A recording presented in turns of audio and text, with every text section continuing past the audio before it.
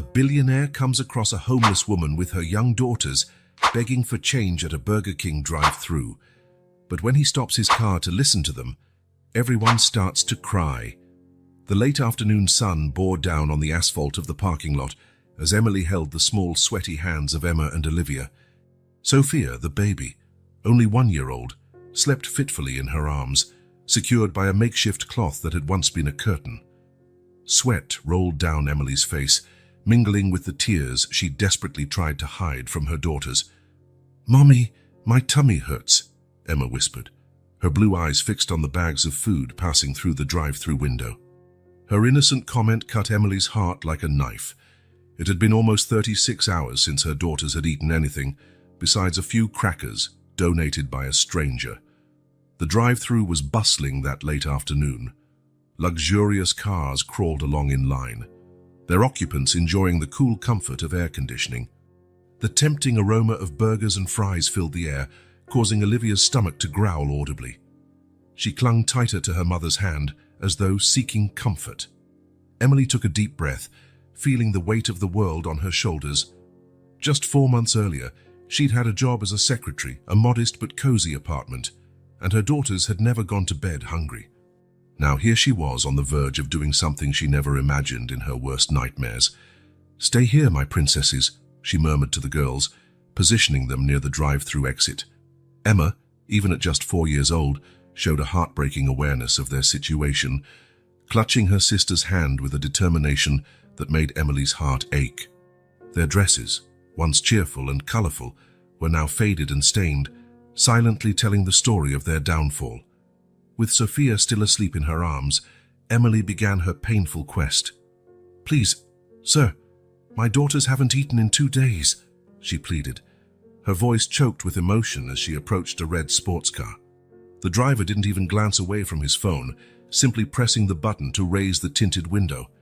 Every reaction felt like a knife to her already shattered pride. Some people pretended not to see her, others rolled their eyes impatiently. An elderly woman mumbled something about lazy people who don't want to work, as if Emily hadn't sent out hundreds of resumes in the past few weeks. "Mommy!" Olivia's desperate scream tore through the air like lightning. Emily spun around to see her 3-year-old lying on the ground, her little legs scraped by the scorching asphalt. Olivia's piercing wails woke Sophia, who started whimpering, forming a chorus of despair that drew curious and judgmental glances from the customers in line. Emily rushed to help Olivia, her own knees burning as she knelt on the sweltering asphalt.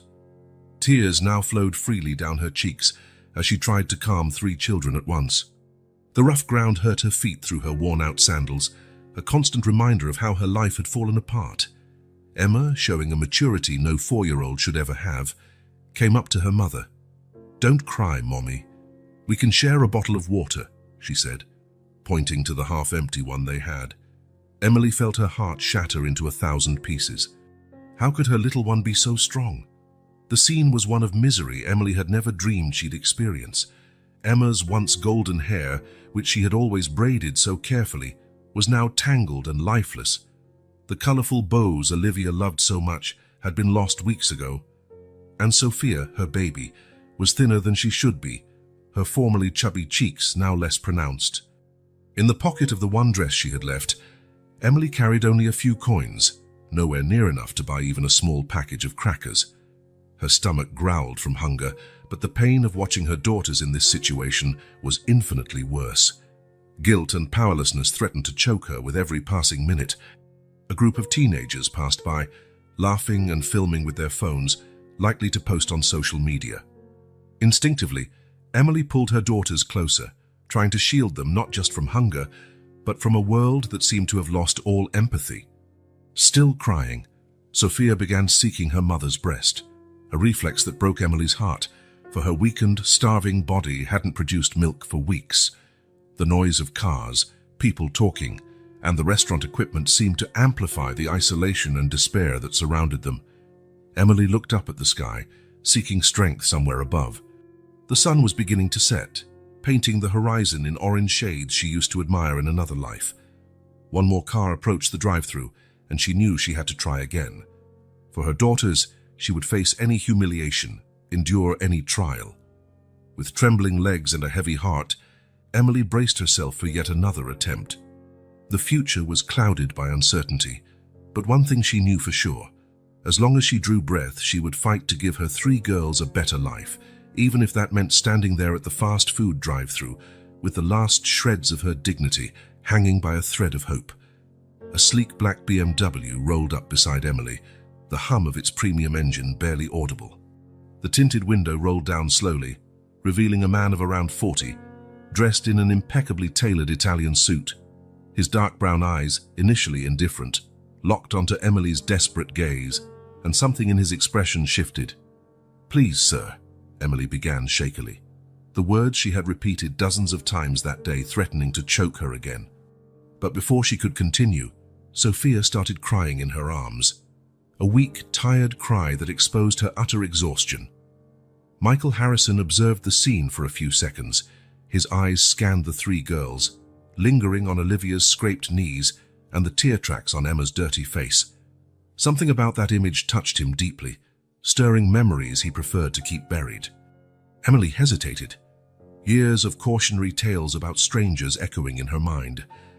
But Sophia's cries and the hungry looks in Emma and Olivia's eyes weighed more than any fear. Gently, she helped her girls into the back seat of the car, the contrast of the Italian leather stark against their worn-out clothes. At the nearest hotel restaurant, seated at a discreet table in the corner, Emily held a trembling cup of tea as she watched her daughters devour plates of pasta. Michael remained silent, his gaze shifting between the family and the window overlooking the city. "My husband, Thomas," Emily began, her voice barely above a whisper. "He was an accountant at a construction firm. He found irregularities, fake documents, money being diverted." She paused, taking a sip of tea to steady herself. "He decided to report it. We thought it was the right thing to do." Michael leaned forward, his interest clearly piqued. As a corporate lawyer, stories like this weren't unusual, but he usually heard them from the opposite side of the negotiation table. "They set him up," Emily went on, her hands gripping the teacup tightly. "Forged documents turned up on his computer, fake emails. Before we even knew what was happening, the police were at our door." The first tears began to fall, silently. "Thomas was arrested 4 months ago. We tried to fight, but we had no money for a decent lawyer. The public defense attorneys barely looked at the case." Sensing her mother's tears, Emma got up from her chair and gave Emily a tight hug. "Don't cry, Mommy. Daddy will come back," she said with a 4-year-old's innocent certainty. Michael felt a twinge in his chest watching them. "We lost everything," Emily continued, holding Emma close. "First the apartment, then the car.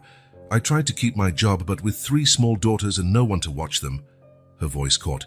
"No one wants to hire a secretary who has to bring her kids to work." Michael looked at Sophia, sleeping on her mother's lap, a piece of bread still clutched in her tiny hand. Olivia kept eating, her watchful eyes darting between her mother and the stranger who'd helped them. "How long is his sentence?" Michael asked, his professional tone masking the growing empathy he felt. 5 years, Emily replied, more tears rolling down her cheeks. "But he's innocent, I know he is." "Thomas would never. He always taught our daughters to value honesty and the truth." Michael pulled a handkerchief from his suit pocket and offered it to Emily. As he watched her wipe away her tears, his mind was already racing. In 15 years of corporate law, he'd encountered plenty of similar stories, usually from the perspective of large companies. But something about this family's broken dignity touched him in a way he hadn't felt in a long time. "I'm a lawyer," he finally said, startling Emily. "I specialize in corporate law." He paused, choosing his words carefully. "If you'll allow me, I'd like to review your husband's case." Emily stared at him, her tear-reddened eyes widening in a mix of hope and distrust. "Why?" she asked, instinctively holding Sophia tighter. "Why would you help us?" Michael glanced at the window, watching the city lights come on in the twilight. For a moment, he saw his own reflection in the glass, expensive suit, luxury watch, all the symbols of success he'd collected over the years. And for the first time in a long while, he felt uncomfortable with what he saw. "Because maybe it's time I do the right thing," he answered, more to himself than to Emily. Turning back to her, he added, and because your daughters remind me of someone I knew long ago." Emma, still holding her mother, smiled at Michael, a pure, unguarded smile. Olivia, having finished her pasta, watched him with childlike curiosity. In that moment, something shifted inside him, as though a long-closed door had begun to open. "I can't promise miracles," he said, pulling out his business card, "but I promise to examine the case carefully, and in the meantime," he paused, taking his wallet out of his pocket, "I'll help you find a safe place to stay with your daughters." Emily began to protest, but Michael raised his hand gently to stop her. "Think of it as an investment in the future. When your husband is proven innocent, you can pay me back if you want." Emily's tears took on a different quality, no longer pure despair, but a faint hope beginning to bloom. Michael realized that, for the first time in years, he felt genuinely alive, as though awakening from a long, indifferent slumber. The waiter discreetly presented the bill, which Michael paid without even glancing at the total. As he watched Emily gather her daughters to leave, he had the distinct feeling that this chance encounter at the drive-thru might be the start of something far greater than he could yet comprehend. "Tomorrow," he said, standing up, "come to my office at 9. We'll start working on Thomas's case." He paused, glancing at the girls. "And this week, let's find a suitable apartment for you and the kids." Guiding them to the restaurant's exit, Michael realized his life had changed irrevocably that evening. The cold, calculating corporate attorney was giving way to something different, something he thought he'd lost long ago, his own humanity. Emily's day began before sunrise. In the tiny boarding house room she'd managed to rent by the day, she woke up at 5 in the morning, taking advantage of the quiet to organize the little they had. The cramped space, containing only one double bed for all 4 of them, smelled of damp and showed water stains on the walls. But it was better than nights on the street. "Wake up, princess," she whispered to Emma, the oldest, who was always first to rise. The girl opened her eyes slowly, already accustomed to the routine. While Emily got Sophia and Olivia ready, Emma folded the thin blanket they all shared, a little warrior of 4 who had grown up far too fast. Breakfast, when they had it, was usually made up of day-old bread from a nearby bakery, picked up at closing time. The owner, a kind, older woman, often set aside leftover loaves for them. "Children shouldn't go hungry," she'd say, her eyes welling up each time she saw the girls. The first hours of the morning were spent at the downtown traffic lights. Emily had learned it was the best time to approach people, executives on their way to work, sometimes moved by the sight of a mother with 3 small children so early in the day. She'd developed a 6th sense for who might help, usually women, especially those who also had children in the car. "Mommy, that lady always gives us something," Olivia would whisper, pointing to a teacher who passed by every day at 7:30. The little one had already memorized faces and schedules, an ability born of the struggle to survive. Emily's heart tightened each time she realized how her daughters were adapting to life on the streets. The scorching midday sun forced them to seek shelter. They found refuge in the public library, where Emma was fascinated by children's books she couldn't yet read. The librarian pretended not to notice when Sophia whimpered from hunger and would sometimes forget her packed lunch on a nearby table. "Look, Mommy, it's our story," Emma would exclaim, pointing to illustrations in fairy tales about princesses who faced hardships before a happy ending. Emily swallowed her tears, wondering if her own daughters would get their happily ever after. Afternoons were spent at fast food drive-thrus. Emily had discovered that people tended to be more generous when they were about to buy a meal. Maybe guilt over spending on fast food in front of someone who hadn't eaten. She had a careful approach, keeping her children at a safe distance but still visible enough to evoke compassion. Protecting the girls was her absolute priority. Emily had devised a code with Emma. If she said time for a hug, it meant they had to leave immediately. This worked for when drunk people wandered too close or when some aggressive police officers appeared. Olivia learned to grab her sister's hand without question, and even Sophia, so young, seemed to sense when she needed to be quiet. "Don't accept anything from strangers without showing it to me first," Emily reminded the girls daily. Even in dire need, she kept strict rules about safety. She always carried a bottle of water and some bread in a worn-out bag. She'd learned the hard way that hunger could make her daughters vulnerable to bad intentions. Bathrooms were a particular challenge. Businesses often drove them out, and public restrooms were too dangerous for small children. Emily had a mental map of safe places, a diner where the restroom attendant took pity on them, a church that stayed open during the day, a shopping mall where they could blend in with the crowd and escape the security guard's notice. "Mommy, why did that lady cover her nose?" Olivia asked one day, after seeing a woman make a disgusted face at them. Emily felt her cheeks burn with shame. She kept her daughters as clean as possible, washing their clothes by hand each night in the boarding house sink. But days on the street left marks no amount of soap could hide. Meals were a patchwork of donations and leftovers. Some people offered food instead of money, which Emily gratefully accepted. She'd learned how to split a single burger 3 ways and always saved a piece for later. Sophia, still a baby, was the priority. Emily often went hungry herself to make sure the youngest had enough. "Look, Mummy, I found a coin," Emma would exclaim sometimes, her eyes shining at the discovery. Emily taught her how to look for dropped coins, turning it into a game that was, in reality, another survival tactic. Every penny was carefully stashed in a small plastic container, her emergency fund. At night, back in the tiny boarding house room, Emily counted what little she'd collected that day. On good days, it was enough to pay for the room and buy some crackers. On bad ones, she had to choose between a roof over their heads or food for their stomachs. Bathing the girls was a sacred ritual, no matter how tired they were. Emily boiled water in the one pot she owned because the boarding house's shower barely worked. She would wash their golden hair with the cheapest soap she could afford, trying to preserve the dignity that the streets tried to strip away. "Tell us a story, Mommy," Emma would ask every night once they were settled in the narrow bed.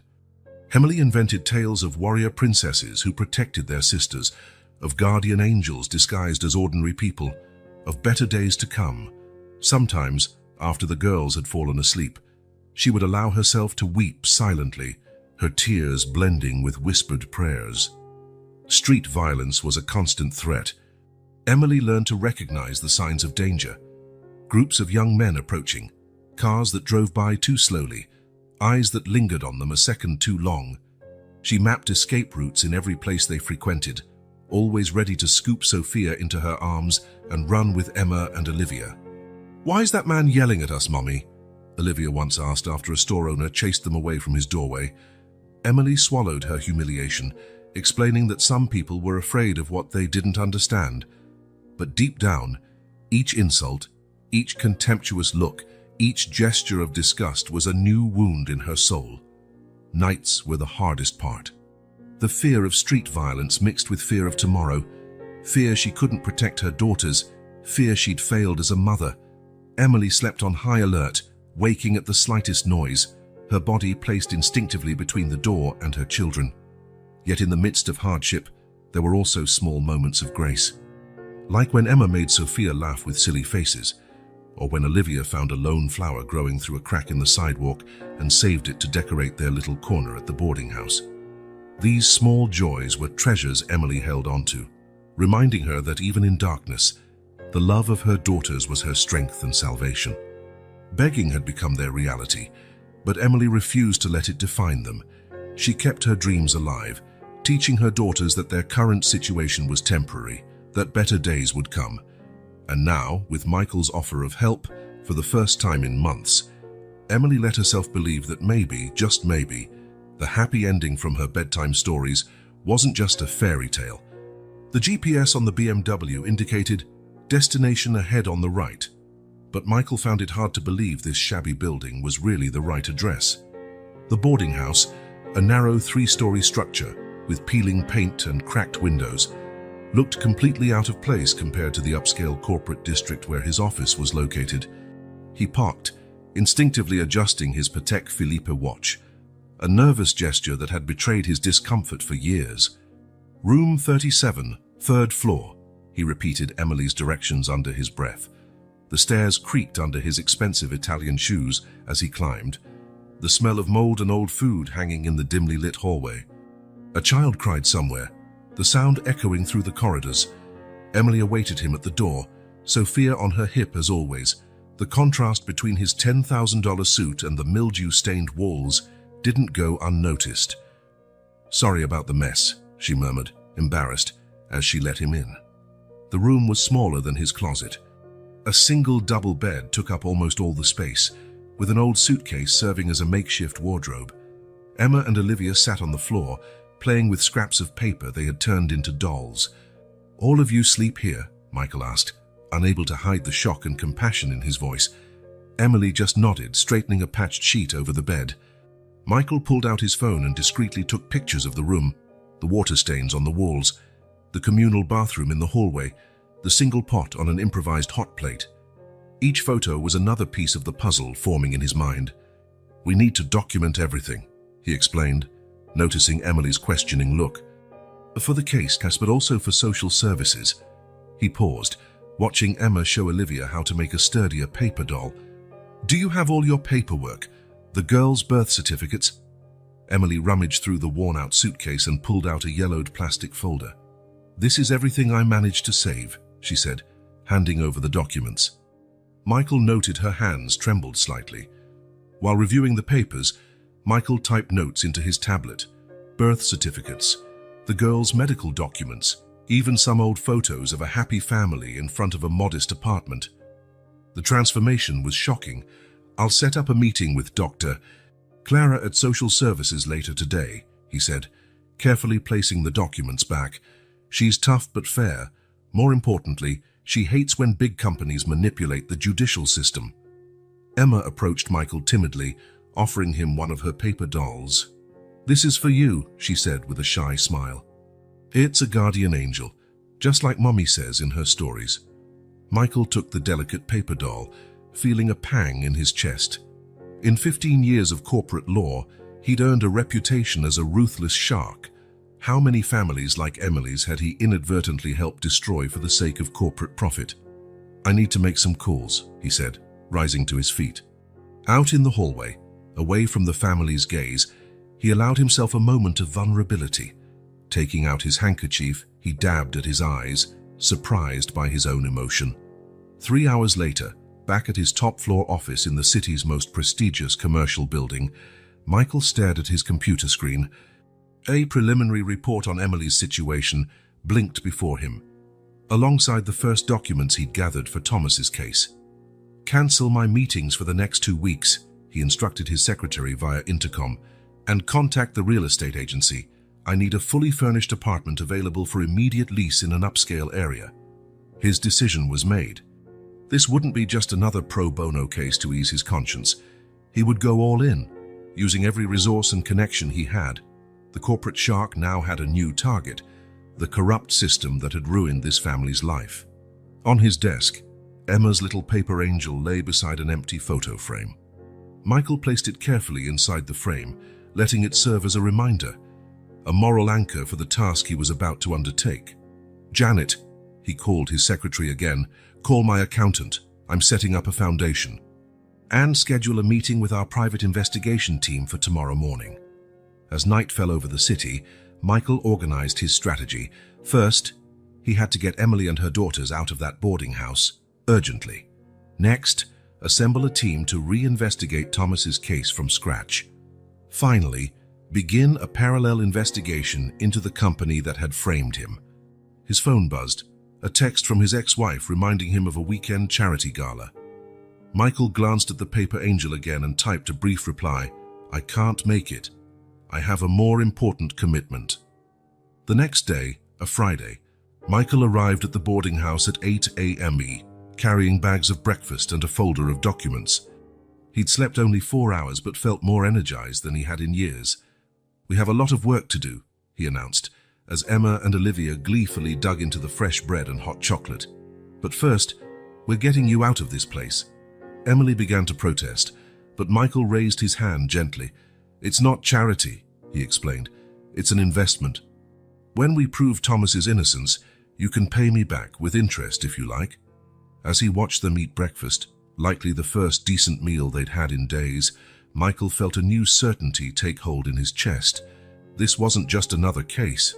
It was his chance for redemption, to use his privilege and knowledge to truly change someone's life. The little paper angel in his pocket, now carefully laminated to last, had become his talisman. A reminder that guardian angels sometimes appear in unlikely forms, even in the form of a cynical corporate lawyer who'd finally found his cause. The Santa Clara Homeless Center was unlike anything Emily had imagined.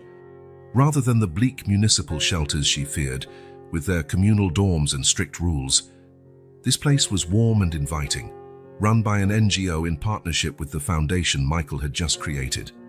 "Let's start with the documentation," said Sophia, a social worker guiding Emily and the girls down a bright corridor. The smell of fresh coffee and baked bread hung in the air, making Olivia's stomach growl loudly. The intake room had soft-colored walls and toys scattered in one corner, a deliberate strategy to help children feel comfortable during the bureaucratic process. Emma immediately gravitated to the dollhouse, leading Olivia by the hand, while Sophia dozed quietly in her mother's arms. "We need to get fresh copies of all your paperwork," Sophia explained, typing quickly on her computer. "Birth certificates, ID cards, social security numbers, work permits." She paused, noticing Emily gripping the edge of her chair nervously. "Don't worry about the costs. The foundation is covering everything." Emily's eyes filled with tears as Sophia began taking her photo for the new documents. How long had it been since she'd seen herself in a proper mirror? Her face looked thinner than she remembered, deep circles under her eyes telling the tale of sleepless nights. "Now let's take care of you," Sophia announced after 2 hours of forms and procedures. She led Emily and the girls to a residential wing of the center, where a small apartment awaited them. It was simple but clean and welcoming, with 2 beds, a private bathroom, and a little kitchenette. "First, a bath," Sophia said kindly, handing Emily a kit with soap, shampoo, and fresh towels. "I've left clean clothes on the bed. After you're settled, lunch will be served." That first hot shower in weeks felt almost sacred. Emily cried silently while washing her daughter's hair, watching the murky water flow down the drain, as if washing away not only dirt, but also part of the nightmare they had lived. "Mommy, smell my hair now," Emma exclaimed, breathing in its clean scent. Olivia spun in front of the mirror, delighted with her new dress, while Sophia, clean and comfortable, slept more peacefully than she had in a long time. Lunch was served in a communal room where other families in similar situations were also recovering. It was a simple but nutritious meal: rice, beans, roast meat, and fresh vegetables. Emily watched her daughters eat hungrily, a lump in her throat as she realized how long it had been since they'd had a proper meal. "We'll need to do a full checkup on all of you," said Dr. Ricardo, a volunteer physician who came to examine them after lunch. His gentle demeanor calmed even Sophia, who usually cried with strangers. Initial test results confirmed Emily's worst fears. They were all underweight and showing signs of malnutrition. Sophia had early-stage anemia, and Olivia needed dental work, but with proper nutrition and care, it could all be reversed. "You need to take care of yourself too," the doctor insisted, noticing how Emily prioritized her daughter's needs over her own. "You can't help them if you're not strong." Later that afternoon, while the girls napped, Emily had her first session with the center's psychologist.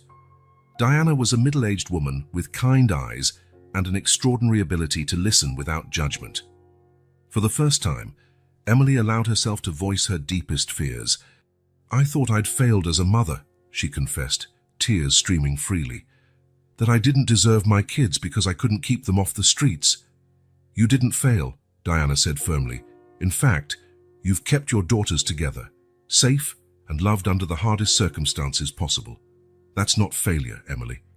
That's strength." The days that followed brought a routine that gradually added color back to their lives. The girls started attending the on-site daycare during the day, allowing Emily to join job training workshops.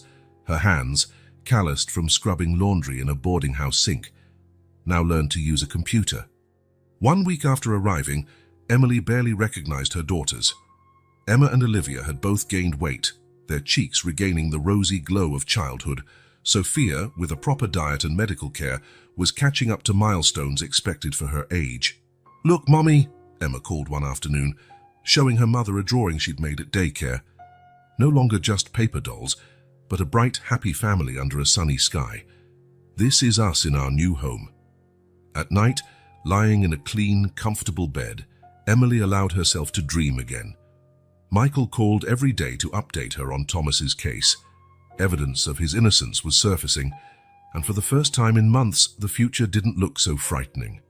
"Tell me a story, Mommy," Olivia asked, as she always did before bedtime.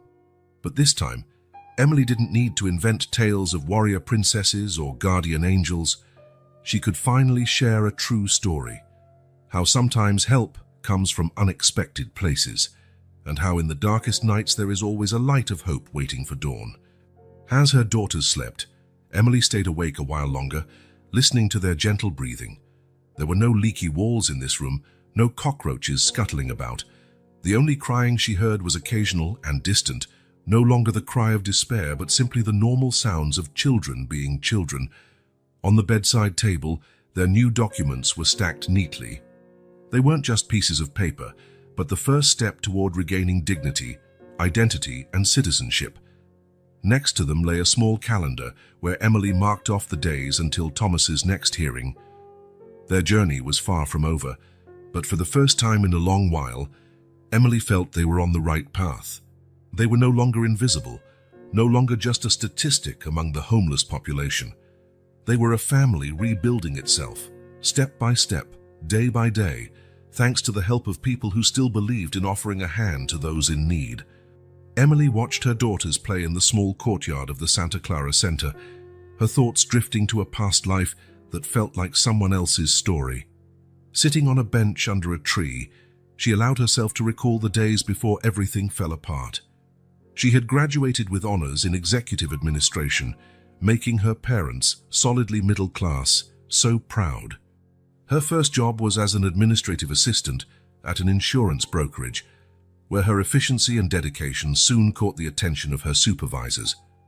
That was where she met Thomas, a newly hired accountant with a gentle smile and shy demeanor that won her over from the start. Their romance was quick and intense. 6 months later, they were engaged, and 6 months after that, married. They rented a small but comfortable apartment, furnishing it bit by bit with carefully chosen sale items. Emily smiled at the memory of how proud they were of their first new refrigerator, bought on a 12-installment plan.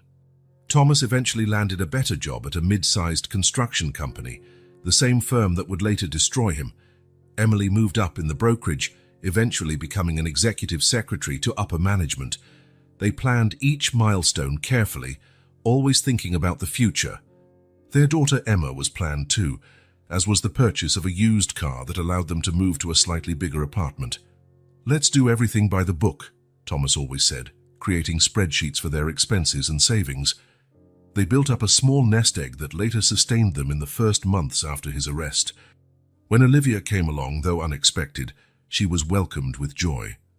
The apartment they financed over 25 years was a dream come true, even with the hefty monthly payments. The first cracks in their well-structured life showed up when Thomas was promoted to supervisor of the finance department. At first, it was thrilling. More money, more responsibilities, a chance to provide a better life for the girls. Sophia had just been born when he noticed the irregularities. "Something's off with these numbers," he'd say at night, poring over spreadsheets. Emily grew worried, noticing his increasingly dark circles and restless sleep. Thomas had always been meticulous about finances, and his integrity was his greatest pride. The decision to blow the whistle came on a Sunday night, after the girls were in bed. "It's the right thing to do," Thomas insisted, when Emily voiced her fears. "What kind of example would we set for our daughters if we just looked the other way?" The process moved quickly, but not in the way they'd hoped. Within weeks, Thomas was summoned to a meeting with upper management. That very day, the police showed up at their apartment. Forged documents had appeared on his computer. Bogus emails indicated he masterminded a large-scale embezzlement scheme. Emily had to quit her job to care for the girls. Thomas was in jail, and they had no nearby relatives. Their savings evaporated under the costs of lawyers who promised much but delivered little. The car was the first to go. Then Emily sold her jewelry, including their wedding bands. Losing their finance department was the hardest blow. Without being able to keep up with the payments, they watched their dream of homeownership slip through their fingers. Moving to a smaller rented apartment was just the beginning of a downward spiral. Emily tried working as a cleaning lady, bringing the girls along, but most homeowners balked at the idea of 3 small children underfoot. The bills piled up: water, electricity, rent. Each one felt like a sentence, each due date a form of torture. The last month in that rented apartment was the worst. They had to choose between food and utility bills. They chose food and were evicted. The first night on the street was the hardest to remember. Emma, then 3, couldn't understand why they couldn't go home. Olivia cried from the cold, and Sophia, still a baby, needed diapers Emily could barely afford. They slept in a park, huddled together on a bench. Emily wrapped around her 3 daughters like a lioness guarding her cubs. Those early days of begging were the most humiliating. Emily, who had always been so proud of her independence, now found herself asking for food in restaurants, collecting cans to sell, accepting worn clothes from strangers. Every refusal, every look of disgust, every slammed door was another wound to her dignity. She tried municipal shelters a few times, but they were overcrowded and rife with stories of violence and families being split up. She preferred sleeping on the street, keeping her daughters by her side, rather than risk losing them to the system. Meeting Michael at the Burger King drive-thru wasn't her first attempt at seeking help there. For weeks, she'd been watching the ebb and flow of customers, figuring out the busiest times and which patrons seemed most likely to offer help. It was a heartbreaking approach, but at least it felt safer than some alternatives. Now, sitting on that bench at the Santa Clara Center, Emily watched Emma teaching Olivia to draw a hopscotch grid with sticks. Sophia waddled nearby, steadier with each new day. Their fall from middle-class stability to homelessness had taken less than 6 months, a brutal, rapid descent. "What are you thinking about?" asked Diana, the psychologist, sitting down beside her. "How fast life can change," Emily replied, wiping away a stubborn tear. "How you can lose everything in a matter of months, even when you haven't done anything wrong." Diana nodded with understanding. "And how you can rebuild, with the right help at the right time." Emily agreed, her eyes fixed on her daughters. Their story wasn't unique. She had met other families at the center with similar trajectories. The only difference was the spark that triggered the downfall: a serious illness, job loss, a traumatic divorce, or an injustice like the one they'd suffered. But now, for the first time in a long while, Emily allowed herself to dream of starting over. With Michael's help and the center's support, they could not only survive but truly live again. And maybe someday their story would help others not to lose hope, even in the darkest moments. During her next session with Diana, Emily finally articulated the exact moments that marked her descent into poverty. It was like walking down a spiral staircase, each step leading to a new level of desperation she'd never thought possible. The first blow came with a call from the HR department at the brokerage. "I'm sorry, Emily, but with your family situation..." The manager's voice trailed off, saying without saying that nobody wanted an employee whose husband was facing fraud charges. The dismissal was packaged as a friendly settlement, with all rights paid. But the stigma lingered, invisible yet suffocating. Her parents, retired and living on modest pensions out of state, couldn't help beyond their weekly phone calls of concern and well-intentioned but impractical advice. "Come back home, honey," her mom would plead, not grasping that home was a nebulous concept now, especially with Thomas facing criminal charges in the city. Emily's older sister, Sarah, initially offered help. "You can stay with us for a few weeks," she said, but later retracted the invitation after her husband expressed worries about the bad influence it might have on their own children. The last phone call from Sarah was short and painful. "I have to think about my family first, Emily." The severance pay ran out sooner than expected. Lawyer fees ate up every extra cent, and daycare for the girls was an impossible expense. Emily tried freelancing from home, doing secretarial work online, but it was nearly unfeasible to focus on tasks while caring for 3 small children alone. "Ms. Emily?" The landlord's voice still echoed in her memory. "This is 3 months later."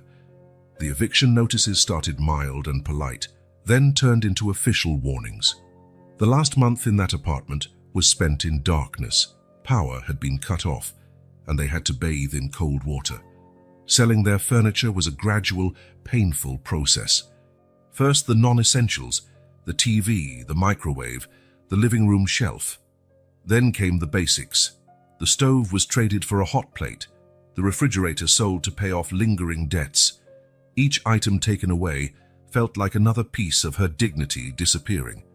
"Mommy, why are we selling my dolls?" Emma asked, her big eyes filled with an understanding far beyond her years. Emily couldn't bear to explain that the money from those toys would feed them for a few more days. The cruelest moment arrived when they had to decide what to take as they left the apartment. One suitcase. That was all they could manage. Clothes, documents, a few diapers for Sophia, and whatever toys remained. Everything else stayed behind. The rubble of a life that felt more distant by the day. Their first nights on the street were a brutal shock. Cold, fear, hunger. But even worse was how people looked at them. Not the pitiful looks, those also stung, but the judgmental ones, as though their situation was the product of personal failings rather than systematic injustice. "Are we ever going back home?" Olivia would ask each night before bed in yet another makeshift spot. Emily lied, saying yes, even as that possibility seemed to slip further away each day. Small, odd jobs barely covered basic needs, washing car windows at red lights, selling candy on the train, squeegeeing windshields. Each attempt to earn honest money was hindered by people's prejudice and distrust. Who would trust a woman with 3 little girls and no address?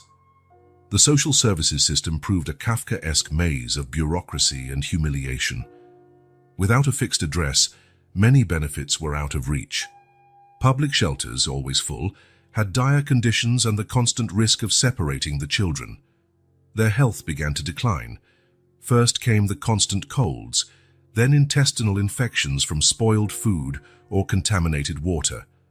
Sophia developed a chronic cough that kept Emily awake at night, feeling helpless without the means to take her daughter to a doctor. The lowest point came on a rainy night huddled under the awning of a closed store. Emma had a high fever, and Emily cried silently, praying to any god who might listen. That was the night she realized they'd hit rock bottom. The drive-through became her last hope, not by choice but by elimination. It was relatively safe, with a steady flow of cars and occasionally people who offered leftover food. Emily never imagined she'd find her lifeline in Michael, a man who seemed to appear out of nowhere, right there in that place of despair. Now, recounting her story to Diana at the shelter, Emily understood that her family's fall wasn't just about losing material possessions. It was about losing her identity, her dignity, her hope. But it was also about discovering a resilience she never knew she had, about keeping her daughters united and safe in the worst possible conditions. "Do you know what kept me alive?" she asked Diana, watching her daughters play in the yard. "The certainty that as long as we stayed together, there was still hope. Even at our worst, we were still a family." The move to a temporary apartment happened on a Monday morning. Michael had insisted on a furnished place in a safer, centrally located neighborhood near schools and public transportation. For Emily, who had gotten used to carrying her entire life in one suitcase, the idea of having a home again felt almost surreal. "Is this our new castle, Mommy?" Emma asked, her eyes shining as she took in the small 2-bedroom apartment. Olivia ran from room to room, exploring every corner with childish excitement, while Sophia watched curiously from her mother's arms. The first few days were an adjustment. Emily caught herself hoarding leftover food, a habit from life on the street that would take time to break. The girls took a while to understand that they no longer had to share a single plate and that there was enough for everyone. "You need to allow yourself to start over," Diana advised in one of her weekly therapy sessions. The shelter continued to offer support even after Emily moved into the apartment. The transition isn't just physical, it's emotional too. A routine formed. Mornings meant daycare for the girls, a partner institution through the reintegration program. Emily used that time to attend vocational courses offered by the shelter. Her hands, once roughened by the hardships of the street, now learned to type quickly, manipulate spreadsheets, and refresh her secretarial skills. "Mommy, look what I learned today." Emma came home every day with new drawings, songs, or vocabulary. The education she'd been denied on the streets now flourished. Olivia, always shy, started making friends, while Sophia's physical and mental development soared with proper nutrition and stimulation. The kitchen cupboards, once empty, gradually filled with groceries. Emily learned to manage the financial aid she received from the program, making every cent count. Monthly grocery shopping became an exercise in planning, a stark contrast to the days when she had to think only about the next meal. "You're making great progress," Sophia, the social worker, told Emily during a follow-up visit. Emily had started an internship at a partner company 3 days a week while the girls were at daycare. The pay was modest, but it was the first step toward independence. Evenings were peaceful, no longer filled with fear. Lying in her own bed, an actual bed, not a piece of cardboard on the ground, Emily listened to her daughter's soft breathing in the next room. The apartment's silence felt comforting, a world away from the constant noise of the street. Michael remained a constant presence in their lives, though more discreet. His weekly visits brought not just updates on Thomas's case, but a sense of security Emily had forgotten existed. The girls called him Uncle Michael, and his once stony lawyer's gaze always softened around them. "You have to forgive yourself," Diana said in a particularly intense therapy session, where Emily admitted feeling guilty for exposing her daughters to life on the street. "You didn't fail as a mother. You kept them alive, safe and loved under impossible circumstances. The nightmares still came some nights, dreams where they were back on the street, hunger and cold their constant companions. Emily would wake up in a panic, needing a moment to realize that life had changed, that the streets were behind them. The process of rebuilding was slow but steady. Emily started keeping a journal, recording each small triumph: her first internship paycheck, the first birthday party she could organize for Emma since leaving the street, the first medical checkup showing they were all healthy. "Sometimes I feel like I don't deserve any of this," she confessed to Sophia one day during a social work appointment. The social worker smiled kindly. "Everyone deserves a second chance, Emily. What matters is what you do with it." Mondays took on new significance. It was the day Emily sent progress reports to the program, detailing her course achievements, the girls' development, goals met, and new ones set. Each report was a tangible reminder they were moving forward. The most visible transformation was in the children. Emma, now regularly attending school, was devouring books with surprising eagerness. Olivia, once so silent, sang songs from daycare all around the apartment. Sophia was saying her first words, finally catching up to the milestones for her age. "Remember when we used to make paper dolls, Mom?" Emma asked one night, playing with a real doll she'd gotten from daycare. "We don't have to do that anymore, right?" The innocence of her comment brought tears to Emily's eyes. The closet, once holding just a few threadbare clothes, began to fill with garments for each occasion: school uniforms, work clothes for Emily, pajamas for everyone. Each new item was a symbol of the renewed life they were building. Weekly visits to the prison to see Thomas took on a new atmosphere. Emily brought pictures of the girls at school, their excellent grades, Olivia's artwork, and stories of everyday triumphs. "We're building a home for you to come back to," she told him, holding his hand across the prison visit table. "The hardest part," Emily told Diana in therapy, "is accepting that I deserve this second chance, that I'm not a failure because I needed help." Diana nodded empathetically. "Accepting help isn't weakness, Emily, it's wisdom." Friday nights became special, family meeting, as Emma called it. Sitting around the kitchen table over a simple but lovingly prepared meal, each person would share something good that happened that week. It helped them remember that even in tough transitional times, there was always something to be grateful for. The future, once a slammed door, now offered possibilities. Emily began dreaming again about her daughter's graduations, a stable career for herself and Thomas's return. Dreams that had seemed impossible now started to feel within reach. "You're not that same person who was living on the streets," Diana reminded her one session, "but you don't have to pretend it never happened. It's part of who you are now, part of your strength, your ability to survive." And so, day by day, step by step, Emily and her daughters walked the path of reconstruction. Their transition wasn't just from the street to a home, from hunger to abundance, or from fear to safety. It was a journey of rediscovery, of learning to trust in life again, reclaiming what they'd been forced to abandon but were now determined to regain.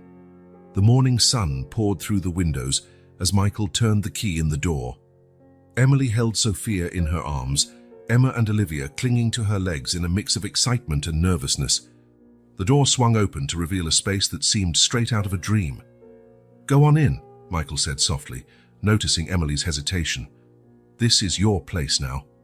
The three-bedroom apartment in an upscale neighborhood was bigger than anywhere they'd lived, even in better times. The spacious living room, bathed in natural light, was fully furnished with new sofas, a big flat-screen TV, and a dining table that could comfortably seat 6. "Mommy! Mommy! The kitchen is huge!" Olivia shouted, the first to break the stunned silence. She dashed off to explore, her small feet pattering on the immaculate tile floor. The modern kitchen, with its brand-new appliances, gleamed under the morning light. Emma stayed close to her mother, her wide eyes taking in every detail. "Is all this ours?" she whispered, as if speaking too loudly might make it vanish. Emily nodded, unable to speak as silent tears slid down her cheeks. "Come see the bedrooms," Michael said, leading them down the hallway. The first room, decorated in pink and lavender, had 2 twin beds with floral comforters and a desk. "This one's for Emma and Olivia," he explained. Olivia bounced onto one of the beds, laughing at the feel of the soft mattress. Emma approached more cautiously, stroking the clean sheets as though they were made of gold. A small bookshelf with children's books and a few new toys completed the space. "And this," Michael added, opening the door to the next room, "is Sophia's room." A white crib adorned with colorful mobiles stood atop a fluffy rug. Emily placed Sophia inside, watching her baby explore the new surroundings with curiosity. The main bedroom, meant for Emily, had a queen-size bed with a pale blue bedspread and matching nightstands. A large wardrobe occupied one wall, and a small reading chair stood by the window. "There's a spot for everything," Emily murmured, still stunned by the drastic change in their lives. The hallway bathroom had glass doors and cabinets for toiletries, and the ensuite bathroom even had a bathtub, a luxury Emily never dreamed of having. The girls began exploring every corner of the apartment, squealing in delight at the little details: drawers filled with new clothes in their sizes, neatly arranged school supplies, educational toys suited to each age. "The fridge and cupboards are fully stocked," Michael said, showing them the kitchen now equipped with everything they might need. "It should be enough food for at least 2 weeks." Emily opened the fridge and had to lean on the counter, overwhelmed. Fresh fruit, vegetables, meat, milk, yogurt, things she hadn't seen in months. By late afternoon, after Michael left with a promise to return the next day, Emily sat on the new sofa watching her daughters. Emma was organizing her new books on the shelf, something she'd always dreamed of doing. Olivia was playing with a real doll, no longer paper. Sophia napped peacefully in her new crib, monitored by a baby monitor. "Mom," Emma said, settling beside her on the couch, "we don't have to be scared of the rain anymore, right?" The innocent question broke something inside Emily. She hugged her daughter, finally letting herself sob openly for the first time that day. Dinner was prepared in the brand new kitchen with fresh ingredients and proper cookware. The sound of real silverware clinking against porcelain plates was like music. The girls sat at the dining table, each in her own seat, no longer sharing one plate on the floor. Bath time felt almost surreal. Hot water flowed from the shower without needing to be boiled in a pot, and the towels were plush and soft. Emily washed her daughter's hair with proper kids' shampoo, not the harsh bar soap she'd used before.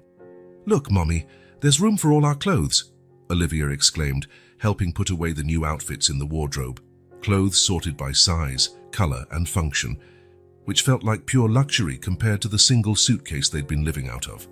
That night, after tucking each daughter into her own bed, Emily walked through the quiet apartment, touching the walls to confirm they were real. The sense of security was almost palpable. No street noises, no drunk shouting, no constant fear. In the kitchen, she opened the fridge again, still marveling at the sheer abundance.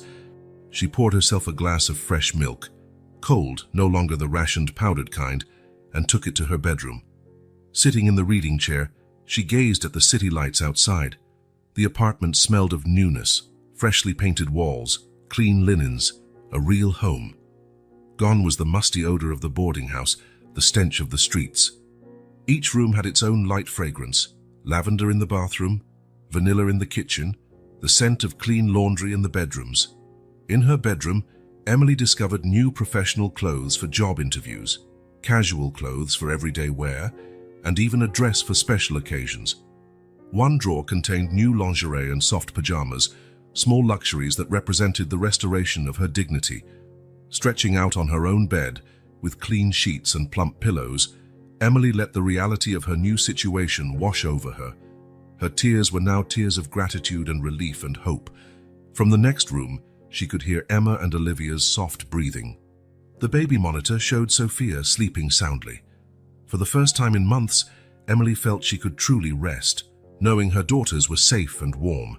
The future was still uncertain, with Thomas behind bars and plenty of challenges ahead.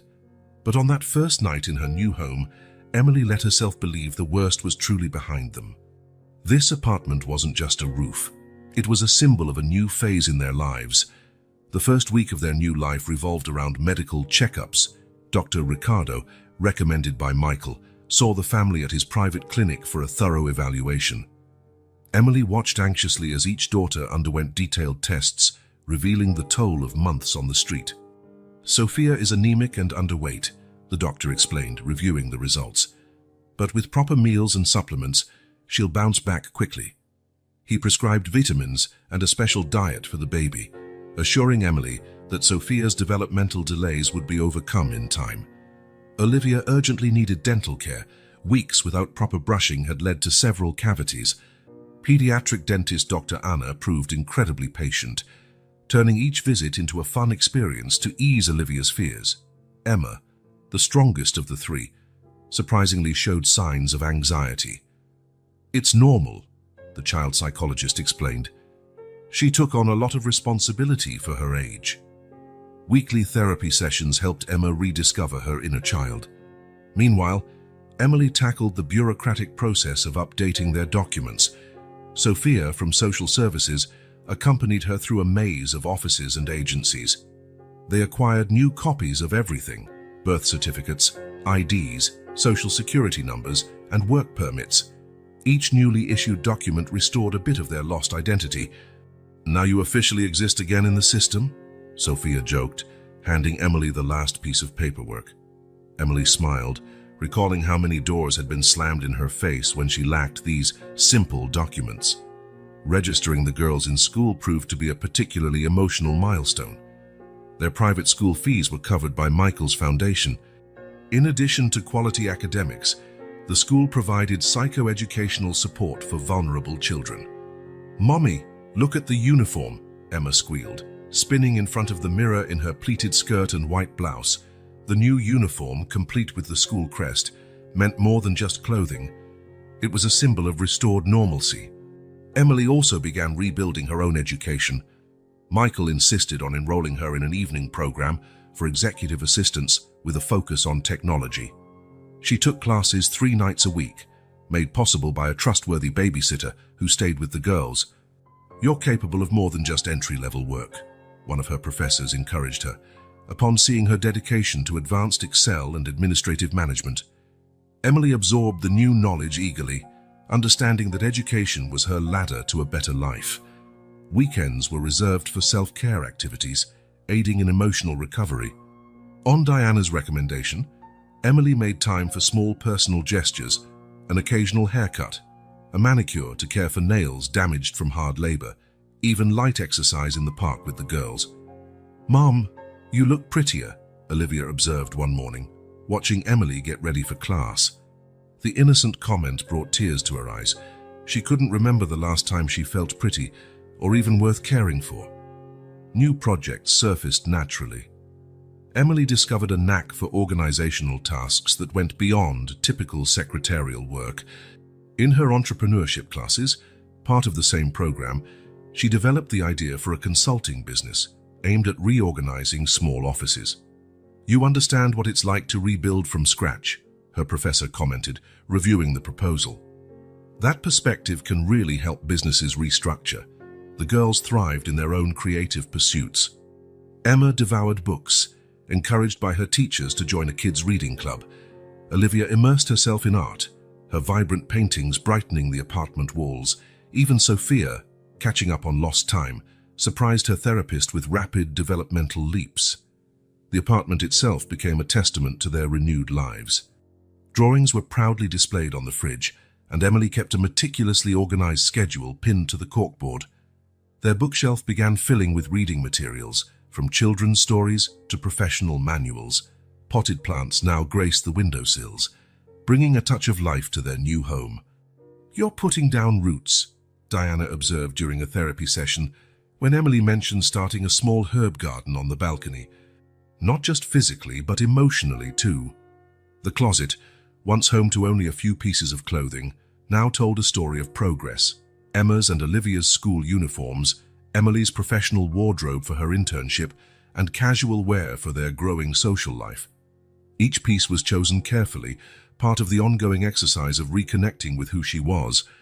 During their weekly prison visits to see Thomas, Emily would now bring photos of the girls in uniform, their excellent report cards, or Olivia's award-winning art projects. "We're building a life for you to return to," she'd tell him, holding his hand through the plexiglass partition. Michael still dropped by every week, less for financial matters, more to mentor Emily professionally and to be a paternal figure to the girls. He watched each bit of progress with unconcealed pride. "I've noticed you don't talk about surviving anymore," Diana commented in their last monthly session. "Now you talk about living." Emily paused, realizing how true that was. Her thoughts no longer circled around trauma, but turned toward the future. In a small notebook, Emily started listing her goals: finish the executive assistant program, enroll in an online college degree, launch her reorganization consulting venture, and build her own emergency fund. Dreams once deemed impossible now evolved into tangible targets. The reconstruction wasn't just external but internal.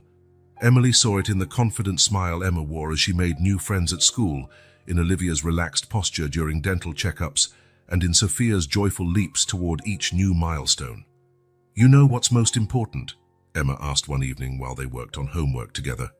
"We're not just living in a new place, we're really living." And indeed they were. The transformation went far beyond having a roof, or official documents, or school enrollment.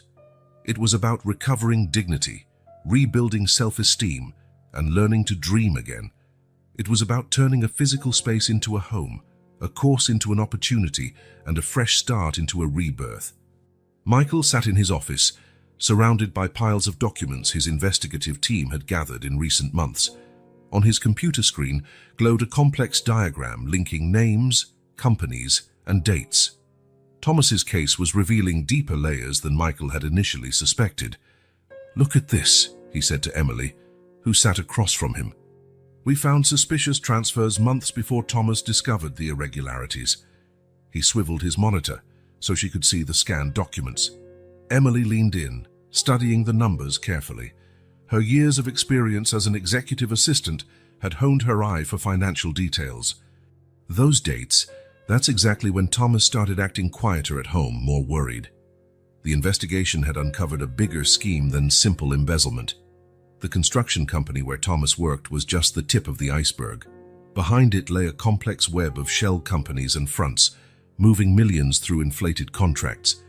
Thomas wasn't the first to spot trouble, Michael explained, pulling out a folder. There were 3 other employees before him. All of them were fired for cause after raising alarms. He spread out photographs of people who'd gone through the same systematic destruction. Emily recognized one name: Carlos Mendez. He worked with Thomas. "He just disappeared one day. Nobody knew what happened." Her hands shook as she clutched his photo. Michael's investigative team had pieced together a clear pattern. First, incriminating documents were planted on the so-called problem employee's computer. Then an internal audit exposed their involvement in fraud. Finally, that person was not just fired, but had their entire professional reputation annihilated. "They're methodical," Michael said, flipping through more documents, "but they've made mistakes.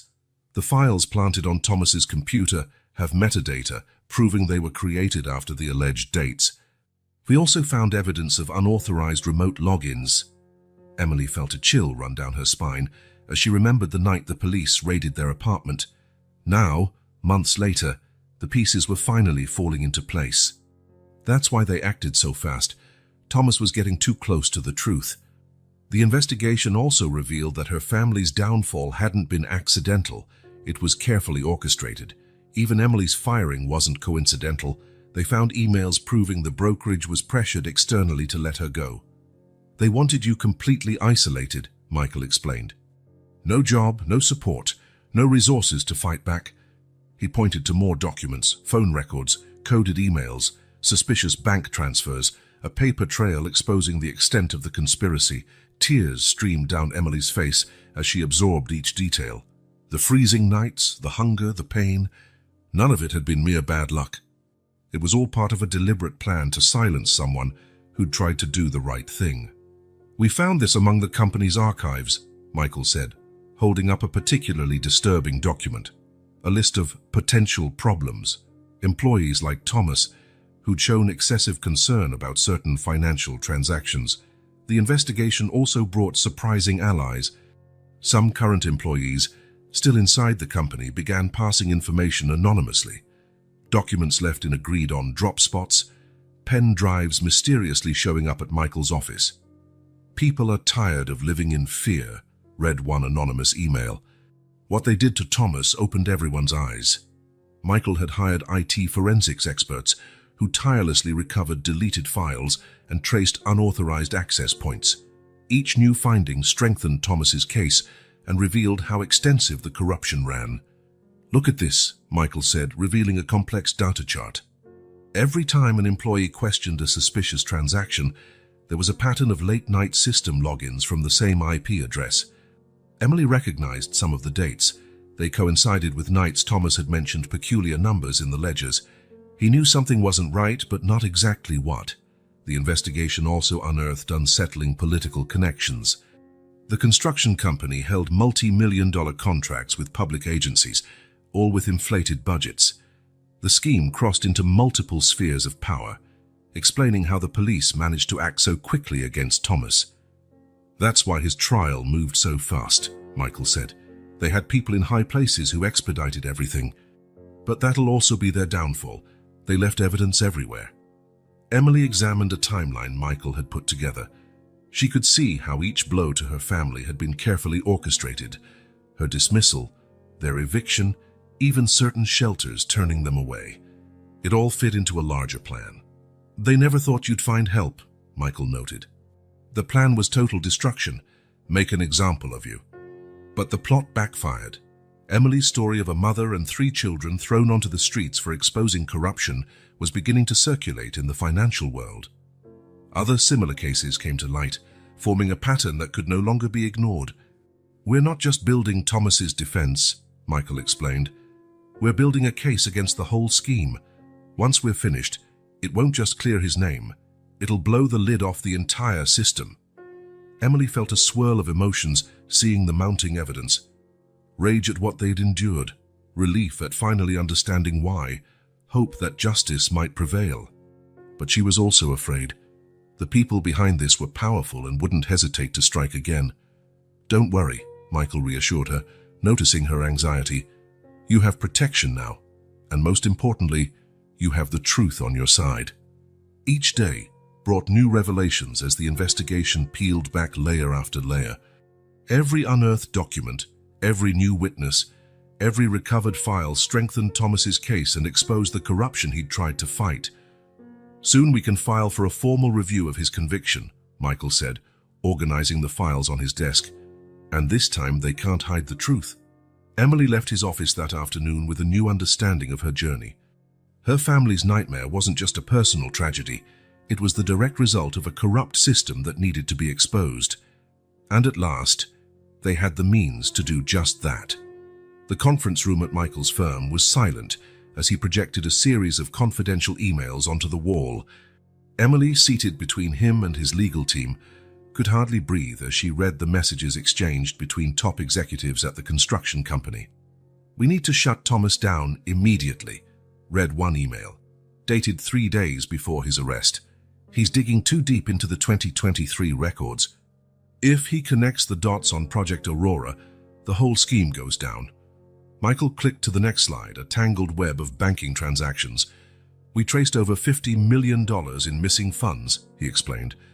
This operation was way larger than Thomas ever imagined. Their investigation had uncovered a systematic pattern of fraudulent bids, overcharging for construction projects, and money laundering. Project Aurora, which Thomas had begun to investigate, was just the tip of the iceberg. Beneath it lay a vast network of corruption reaching into multiple areas of power. "Check this out," Michael said, highlighting a set of documents. Not only did they fabricate evidence against Thomas, they had an entire unit devoted to creating issues for employees who asked too many questions. The files outlined a step-by-step plan to ruin anyone labeled a threat. Emily recognized many names, people like Carlos, Marina, and Ricardo, co-workers who had also vanished after raising suspicions. All of them tried to expose wrongdoing. All of them were systematically destroyed. The big break in the case came from an unexpected source. A former IT specialist at the construction firm, driven by guilt, handed over an external hard drive containing backups of years of internal communications. "I can't carry this burden anymore," he wrote in his confession. "What they did to Thomas and his family was inhuman." "We finally have irrefutable proof," Michael announced, projecting a crucial document. It was an email detailing the entire plan to frame Thomas, explicit instructions on which files to plant on his computer and how to alter their metadata.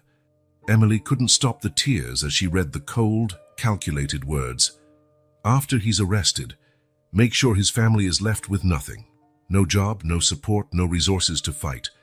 Let them serve as an example to anyone else who tries to expose us." Michael's team had worked tirelessly for months, building an airtight case.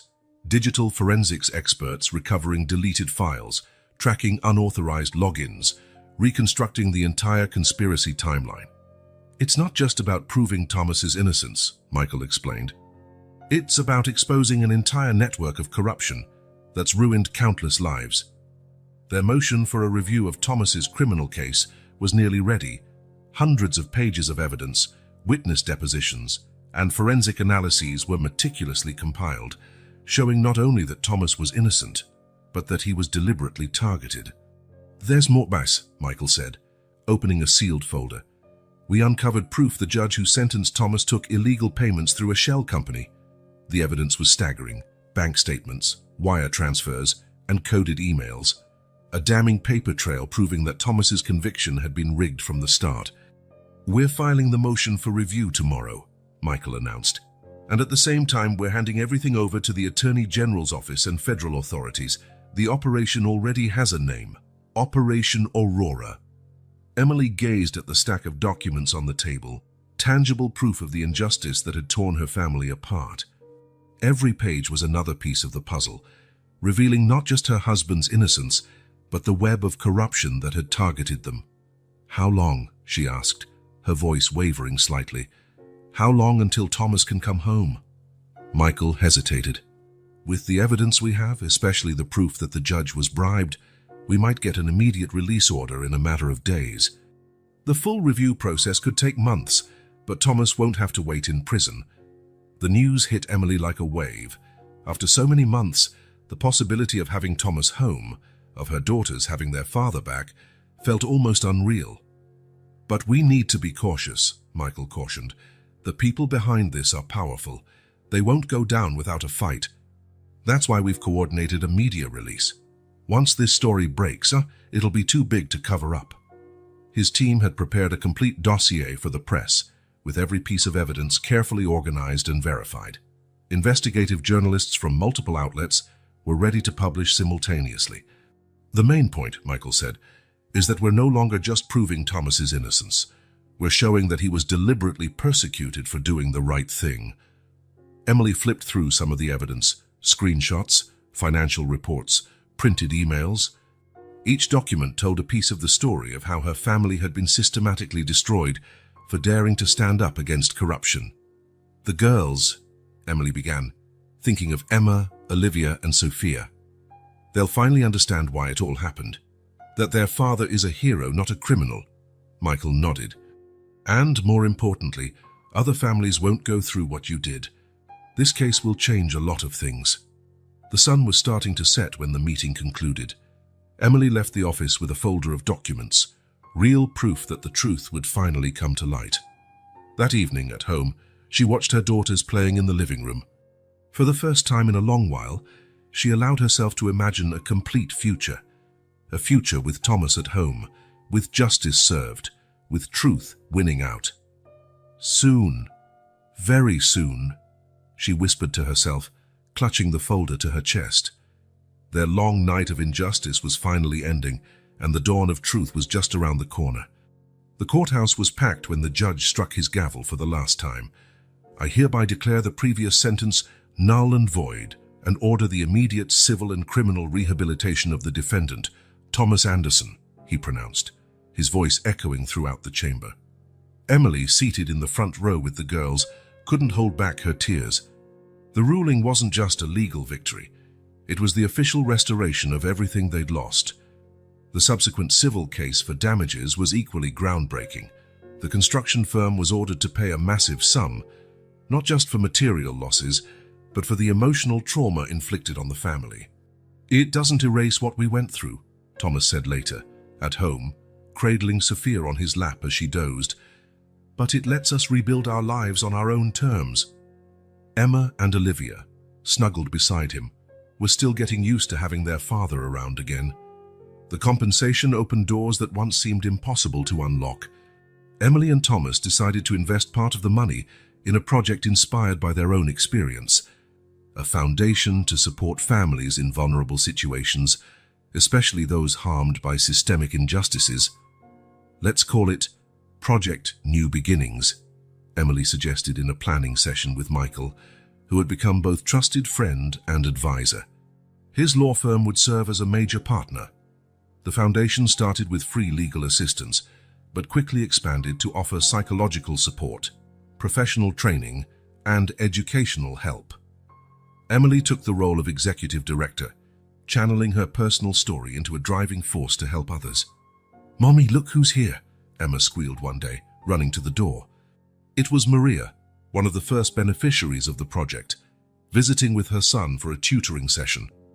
Emily and Thomas's apartment, now larger, more welcoming, often hosted families helped by the program. Thomas found his own path to redemption. After turning down multiple job offers from big companies, he opened an independent consultancy focused on ethics and compliance. "We'll help businesses do the right thing from the start," he said, "so no one else has to go through what we did." The girls thrived in their improved environment. Emma, who finally had access to a robust education, became a top student with a passion for social justice. Olivia expressed herself through art, her bright paintings showcasing themes of hope and perseverance. Sophia, too young to remember the worst days, now grew up surrounded by the love and determination that had kept them going. "I still have nightmares sometimes," Emily admitted to Diana in one of their last therapy sessions. "But now I wake up and know we're safe, and that we're making a difference." Reconciling with extended family was a gradual process. Her sister Sarah was the first to reach out with a heartfelt apology. "I should have believed you," she said tearfully, hugging Emily. Her aging parents moved closer, eager to reconnect with their granddaughters. This new era brought not just material prosperity, but deeper personal growth. Emily discovered a well of inner strength she never knew she had, and became a respected non-profit leader. Thomas learned to cherish life's simple moments, finding purpose in guiding businesses to uphold ethical standards. "You two are stronger than you realize," Michael told them during the launch party of the foundation's main office. "You turned a tragedy into hope for others." The apartment Michael had arranged for them in the early days was repurposed into transitional housing for families in crisis, a way of honoring the beginning of their own recovery journey. Sunday evenings became special, a sacred time for the family to come together, share stories, and plan for the future. During one such gathering, Emma spoke up with unexpected news. "I want to be a lawyer, like Uncle Michael. I want to help people the way he helped us." Her statement brought tears to everyone's eyes. It was proof that even the most painful experiences can bear fruit when transformed into a calling. Project New Beginnings grew beyond anyone's expectations. In its first year, it had already helped 100 families move out of crisis. Each success story was a small victory against the system that had nearly destroyed the Andersons. "We aren't just survivors," Emily declared at a fundraiser event. "We're change makers." Their redemption came not only in the form of legal or financial restoration, but in their ability to turn their story into hope and support for others. They realized their greatest wealth wasn't in the reclaimed resources, but in the unbreakable bond that had carried them through the darkest times. Thomas began giving talks at universities on corporate ethics, using his own story to illustrate the consequences of corruption and the value of integrity. His personal experience gave his words weight and authenticity. "Daddy's a real hero," Olivia said one day after watching him speak. "He chose to do the right thing even when it was really hard." Healing was still a daily process. Sometimes the memories of those grim months weighed heavily, but they had the tools and support to work through it. Family therapy became part of their routine, a safe space to reflect on the past and strengthen their bond. The Anderson story, as it was known, sparked major reforms in both the justice system and the corporate world. New laws were proposed to protect whistleblowers, and companies began adopting tougher compliance measures. "You didn't just get your life back," Michael said at the second anniversary of the foundation's launch. "You created a legacy that will keep helping people long after this story fades from the headlines." And so, day by day, the family continued their path of redemption, not as victims of an unjust system, but as protagonists of a story of resilience and transformation. Their example inspired others never to lose hope, even in the darkest moments. 5 years had passed since that afternoon at the Burger King drive-thru. The garden of the Andersons' home was adorned with decorations for a special celebration, the 5th anniversary of Project New Beginnings. Under the soft, twinkling lights wrapped around the trees, dozens of families gathered, each with its own story of triumph over adversity. Emily, elegant in a navy blue dress, looked on through tears as Emma, now 9, played a piano piece for the guests, a talent she never would have discovered in the days they spent on the streets. 8-year-old Olivia proudly displayed her paintings in a makeshift gallery. 6-year-old Sophia dashed among the guests, handing out smiles, blissfully unaware of the hardships she'd once faced. "I can never thank you enough," Emily said, walking up to Michael and Thomas, who stood chatting near the pool. Michael, now very much a part of the family, gave her a modest smile. "You've done far more for others than I ever did for you," he said, gesturing at the crowd of guests. Project New Beginnings had become one of the largest charitable organizations in the country, helping thousands of families escape crisis. Thomas, now a respected consultant on corporate ethics, pulled Emily into a hug. His firm specialized in implementing compliance programs for large companies, using his own history as a lesson on what happens when integrity is forsaken. "Hey, look who's here," Emma announced, sprinting toward the entrance. It was Maria, one of the first people they'd ever helped, arriving with her family. Once a homeless single mother, she was now a regional coordinator for Project New Beginnings. Her transformation was just one among hundreds. Their home, in one of the city's nicest neighborhoods, was more than just a symbol of new social standing. It was a haven for people in need. Its doors were always open to anyone seeking help. "Remember our first night here?" Thomas asked Emily as they watched the gathering. They'd moved into this larger house 2 years earlier to accommodate the foundation's expanded operations. The girls couldn't believe they'd each have their own bedroom. All around the garden, guests mingled, each family with its own story of overcoming the odds. Former street dwellers who had become entrepreneurs, single mothers who had completed college degrees, children who, like Emma, had discovered hidden talents once suppressed by poverty. Michael stepped onto a small stage set up in the garden and asked for everyone's attention. "Today we celebrate not just 5 years of Project New Beginnings," he began, "but the power of the human spirit to transform pain into purpose." Emily let her tears flow freely as Michael recounted their first meeting at the drive-thru. Emma and Olivia, seated in the front row, listened wide-eyed as it was their story too, even if the younger ones couldn't fully recall it. But the real miracle, Michael continued, wasn't just taking a family off the streets, it was how this family chose to use their second chance to create opportunities for others. Project New Beginnings had become a model for social assistance. In addition to free legal aid and counseling, it offered vocational training, childcare for working moms, temporary housing, and educational support for children. "Mommy," Sophia tugged at Emily's dress, "tell me again about the guardian angel who saved us." That was how the girls saw Michael, an angel who appeared when they needed him most. The celebration lasted well into the night. There was music and dancing and laughter, the kind of sweet sounds you cherish all the more when you know what it's like to endure the silence of despair. Children played in a specially arranged area, their giggles echoing through the garden. "We're announcing the international expansion," Thomas revealed during dinner. Project New Beginnings was set to open branches in other Latin American countries. Families need help everywhere. Emily watched her daughters interact with other children in the program. Emma, aspiring to become a lawyer like Michael, had a special knack for welcoming newcomers. Olivia used her art to help children cope with trauma. Even Sophia, so young, was already showing the same warm-hearted spirit that defined their family. Their elevated social status was measured not by material wealth alone, but by the impact they had on others. Their home often served as emergency lodging. Thomas's office offered internships to teens in the program. Emily spent much of her time mentoring other women. "Sometimes I still have to pinch myself," Emily confessed to Michael, watching the festivities. "To believe all this is real," Michael smiled, recalling the desperate woman he had encountered years earlier. "You always had that strength in you, Emily. You just needed a chance to show it." The night ended with a special performance. A choir made up of children from the project, including Emma and Olivia. Their voices carried through the garden, singing about hope and new beginnings, about the strength that emerges from hardship. As the guests started to leave, Emily gathered her family for a photo. They called Michael over. He was family, after all.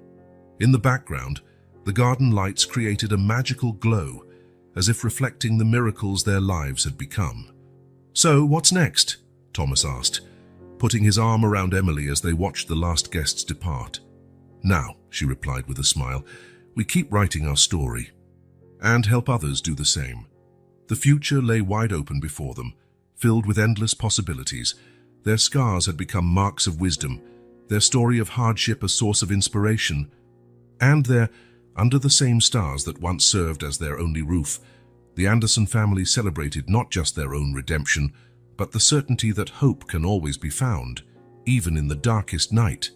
5 years on, the path they had walked was clear, from the drive-through of a fast food joint to a life where they were not just surviving, but thriving, lifting others in the process. And in that final truth lay the real victory: compassion, justice, and the unwavering belief that no matter how bleak the night, dawn was always on the horizon.